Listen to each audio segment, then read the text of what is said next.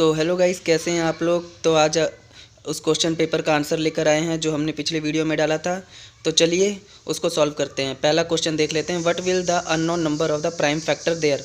Unknown number बताना है prime factor, ठीक है। 36 मिला उसका प्राइम फैक्टर और उसका अननोन नंबर बताना है। 36 फिर 2 दे रखा है, फिर क्वेश्चन मार्क का साइन दे रखा है, फिर 2 दे रखा है, 9, 3 और 3। तो क्या करेंगे गाइस, सिंपल इसका फैक्टराइजेशन करेंगे आप। तो इसका सोल्यूशन मैं आपको दिखा देता हूँ। देखिए 36 था, 2 के टेबल पे 18 पे गया, फिर 2 के टेबल पे 9 पे गया, फिर 3 के टेबल पे गया 3 पे, और 3 के टेबल पे 1 पे गया। तो जो मिसिंग वर्ड है वो कौन सा है, 36 के बाद कौन सा मिसिंग वर्ड आया वहाँ पे। 36 के बाद मिसिंग वर्ड जो आया वो है 18। तो 18 देखिए ऑप्शन में कहाँ पे है, 18 ऑप्शन में है डी, ठीक है। डी यहाँ पे है 18। तो इसका आंसर कितना आ जाएगा गाइस, इसका आंसर आ जाएगा डी 18। तो इसी तरह बढ़ते हैं हम अपने अगले सवाल की तरफ।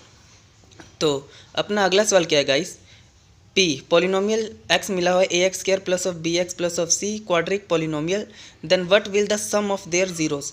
देखिए गाइस, उन्होंने क्वाड्रिक पॉलिनोमियल की एक कंडीशन पूछ रखी है जो, ठीक है, एक्चुअली जो हमें याद करनी होती है। तो हमें क्या बताना है कि जो कंडीशन है इसकी, इसमें जीरो क्या होगा। तो सोल्यूशन देखते हैं। सोल्यूशन क्या होता है, सम ऑफ जीरोस किसके बराबर होता है, सम ऑफ जीरो बताना है। तो सम ऑफ जीरो जो होता है वो -b/a के इक्वल होता है, और प्रोडक्ट ऑफ जीरो c/a। इसने सम ऑफ जीरो पूछा है, तो देखिए -b/a कहाँ है, यह है बी पे। तो इसका आंसर आ जाएगा B is the right answer, ठीक है।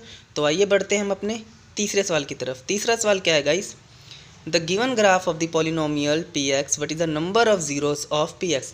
इसने एक ग्राफ दे रखा है और बोला है कि नंबर ऑफ जीरोस कितने हैं ये बताइए। तो गाइस जितने भी लाइन एक्स एक्सिस पे इंटरसेक्ट कर रहे हैं, चाहे वो नेगेटिव और पॉजिटिव, वो उसका क्या हो जाएगा, नंबर ऑफ जीरोस हो जाएगा। देखिए इसका सोल्यूशन, कितने लाइन कट कर रहे हैं, देखिए पहला, दूसरा, तीसरा, 3 लाइन यहाँ पे कट कर रही हैं। तो अगर 3 लाइन कट कर रही हैं तो आपका आंसर कितना आ जाएगा, सिंपल सी बात है, आपका आंसर फिर 3 आ जाएगा, ठीक है।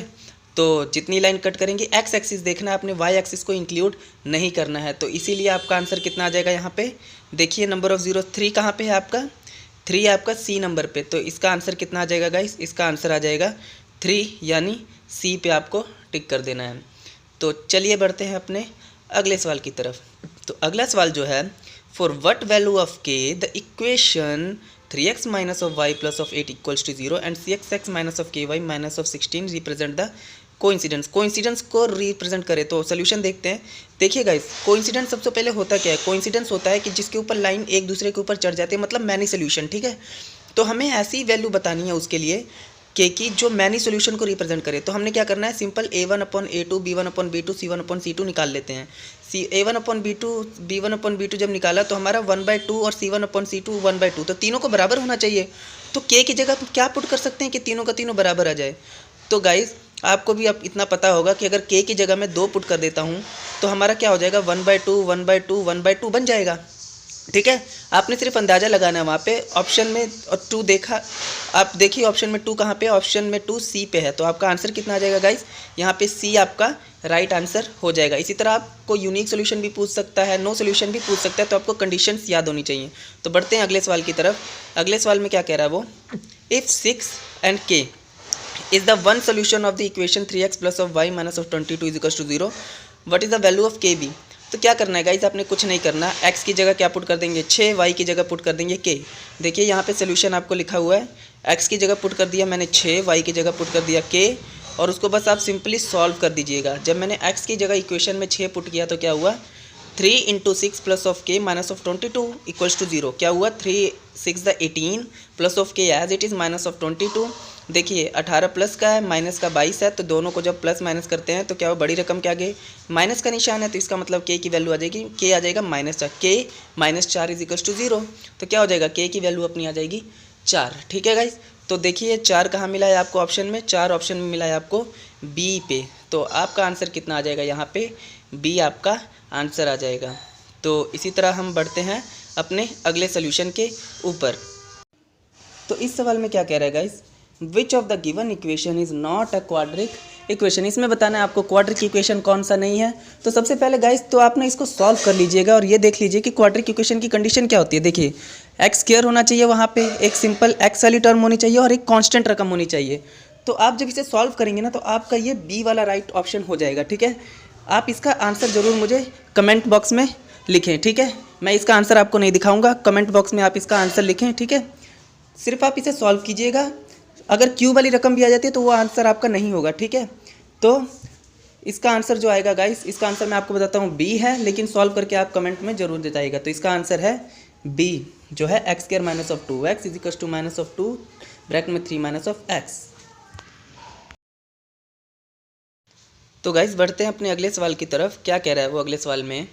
वो कह रहा है the common difference of A P arithmetical progression -5 -3 -1 1 3 इस कॉमन डिफरेंस फाइंड करना है। तो गाइस आपको दिखा दूं मैं सोल्यूशन। कॉमन डिफरेंस का फॉर्मूला क्या होता है आपको पता होता है, जो सीरीज़ मिली होती है A1 A2 A3 A4 up to so on AN के कंडीशन में मिली होती है। तो आप कहीं से भी माइनस कर दीजिएगा, A2 में से चाहे A1 माइनस कर दीजिए, A3 में से A2 माइनस कर दीजिए, चाहे A4 में से A3 माइनस कर दीजिए, आपका आंसर हर जगह से सही आएगा। तो मैं D का स्टैंडर्ड जो होता है वो मैं लिख देता हूँ, D is equals to A2 minus of A1। A2 में से A1 माइनस कर दिया मैंने, A2 था मेरा कितना -3, A1 कितना था -5, -5 प्लस 1 गया, तो D इज इक्वल्स टू 2 आ गया। तो इसका आंसर देखिए 2 कहाँ पे है? बी ऑप्शन में आपका 2 है। तो इसका आंसर कितना आ जाएगा? 2, यानी कि बी ऑप्शन आपका सही हो जाएगा। तो गाइस बढ़ते हैं अपने अगले सवाल की तरफ। अगले सवाल में क्या है, एक फिगर दे रखा है ट्राइंगल, और बोला है कि इसमें फाइंड करो कॉट ए। हमें कॉट ए फाइंड करना है, ठीक है गाइस। तो कॉट ए निकालने के लिए क्या करेंगे हम, इसमें निकालते हैं हम कॉट ए। तो कॉट ए निकालते हैं। कॉट ए किसके बराबर होता है? कॉट किसके बराबर होता है? Cot theta B upon P के इक्वल होता है कॉट, ठीक है। तो बी अपॉन पी के इक्वल होता है, मतलब बेस अपॉन परपेंडिकुलर। तो यहाँ पे देखिए बेस क्या है? बेस है अपना ए अपॉन ए बी, ठीक है, और परपेंडिकुलर क्या है? C B. तो क्या आ जाएगा जब मैं वैल्यू पुट कर दूंगा? तो A B upon C B आ जाएगा अपना बेस अपॉन परपेंडिकुलर, ठीक है। उसी तरह आपसे कॉस भी पूछ सकता है, उसी तरह आपसे टैन भी पूछ सकता है। तो कुछ भी पूछे, आपको बस कंडीशन याद होनी चाहिए और उस हिसाब से आपको सॉल्व कर देना है। तो इसका आंसर क्या आ जाएगा गाइस? इसका आंसर हम लिख लेते हैं। इसका आंसर आ जाएगा अपना D, A B upon B C, ठीक है। तो बढ़ते हैं अपने अगले सवाल की तरफ। तो अगले सवाल में क्या कह रहा है, what will the ratio of the surface area and volume of a sphere. देखिए सरफेस एरिया ऑफ किसका? स्फीयर का, और वॉल्यूम का, दोनों का रेशियो बताना है। तो मैं इसे सॉल्व करके बताता हूँ। देखिए सरफेस एरिया किसके बराबर होता है? 4 पाई आर स्क्वायर के। वॉल्यूम ऑफ स्फीयर किसके बराबर होता है? 4/3 पाई आर क्यूब के इक्वल, ठीक है। तो आपको कुछ नहीं करना, आप इसे सिंपल कंपेयर कीजिए 4 पाई आर स्क्वायर सरफेस एरिया को और वॉल्यूम 4/3 पाई आर क्यूब। तो देखिए आर स्क्वायर से आर, इधर क्यूब से आर स्क्वायर कैंसिल हो गया और इधर एक आर बच गया। तो जब मैंने सारा कुछ कैंसिल किया, पाई से पाई कैंसिल हो गया। कैंसिल होने के बाद मेरे पास बच जाता है कुछ 1 इक्वल्स टू 1/3 आर, ठीक है। मैं क्या करता हूँ, 3 को उधर ले आता हूँ, आर अपना एज इट इज़ यहाँ पे रख दिया। तो देखिए 3 upon R is equals to 1। तो कौन सी रेशो बनती है अपने पास वो देखिए। तो ये रेशो जो आपकी बन रही है 3:r की बन रही है, ठीक है। तो इसका मतलब इसका आंसर कितना आएगा? 3:r कहाँ मिला है? पहले इक्वेशन में। तो पहला क्या आएगा आपका? सही हो जाएगा, ए इज द राइट आंसर। अब बढ़ते हैं अगले सवाल पे।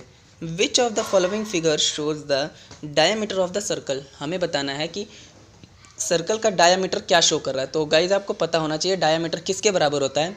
डायामीटर जो होता है वो होता है 2 टाइम्स ऑफ रेडियस के, ठीक है। और हम ये भी कह सकते हैं आर जो रेडियस होता है वो हाफ होता है डायमीटर के। तो देखिए तो ये जो अपना होता है, जो बीच में आपको मिला है, जो कहीं से भी आप ऊपर से नीचे लाइन खींचे, यहाँ से जो फुल लेंथ होती है किसी भी सरफेस की या स्फेयर की बल्कि, तो वो उसकी डायमीटर हो जाती है। तो देखिए कौन सी आपको फिगर कौन सी मैच कर रही है इस फिगर से? बी वाली फिगर आपकी बिल्कुल मैच कर रही है, ठीक है। तो बी वाली फिगर मैच कर रही है, तो इसका आंसर क्या आएगा गाइस? बी। तो आंसर आ जाएगा इसका बी, जो कि डायमीटर को रिप्रेजेंट करती है। बढ़ते हैं अगले सवाल की तरफ। The distance of the point of the -6 and 8 from the origin is. Origin क्या होता है गाइस? ओरिजिन होता है 0 0, ठीक है। तो हमें यहाँ पे डिस्टेंस फाइंड करना है, तो डिस्टेंस फॉर्मूला यूज़ करेंगे। यहाँ पे सोल्यूशन देख लीजिए, हमने क्या कर दिया, ओरिजिन था तो ओरिजिन से स्टार्ट किया, तो हमने x1 y1 को क्या मान लिया? 0 0, और x2 y2 क्या आ गया? -6 और 8, जो कि गिवन था। डिस्टेंस फॉर्मूला क्या कहता है? x2 minus of x1 plus of y2 minus of y1 की स्क्वायर दोनों की और होल रूट, ठीक है। तो जब इनको सॉल्व करते हैं -6 की स्क्वायर प्लस ऑफ 8 की स्क्वायर जब करेंगे तो क्या आ जाएगा? 36 प्लस ऑफ 64, जो कि किसके इक्वल बनता है? वो बनता है 100 के इक्वल।